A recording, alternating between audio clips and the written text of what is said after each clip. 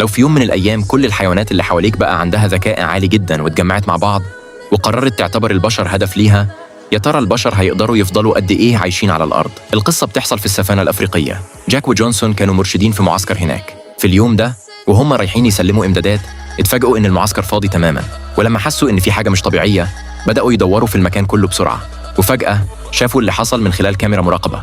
اتضح إن من شوية ظهر ناس غريبة في المعسكر، وفي لحظة كل اللي هناك بدأوا يجروا بخوف. الموقف ده خلى جاك وجونسون يتأكدوا إن في حاجة مش مظبوطة. بعد كده وبعد ما بصوا حواليهم كويس لقوا آثار وأماكن تدل على وجود أسود، بس الغريب إن لو كان أسد واحد بس مستحيل يعمل الحالة دي كلها، خصوصاً إن المعسكر كان فيه حراس متخصصين لحماية السياح. علشان كده قرروا يفهموا الحقيقة، فركبوا العربية وبدأوا يدوروا على أي أدلة تانية حوالين المكان. وبعد وقت قصير لقوا عربية المعسكر مش بعيدة عنهم. ساعتها جاك أشار لجونسون إنه يفضل مكانه ويستنى، وبعدها جاك دخل العربية لوحده.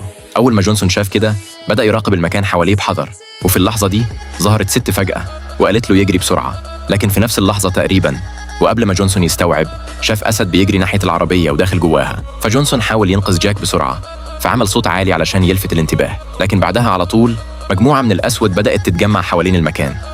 من غير أي مساعدة جونسون اضطر ياخد الست ويرجع بيها لعربيته. أول ما شغل العربية الأسود بدأت تتقرب منهم بشكل مخيف، وفي اللحظة الصعبة دي جونسون ضغط على البنزين بأقصى سرعة وقدر في الآخر يبعد عنهم. لكن وهم فاكرين إنهم بقوا في أمان العربية عطلت فجأة، فاضطروا يكملوا على رجليهم.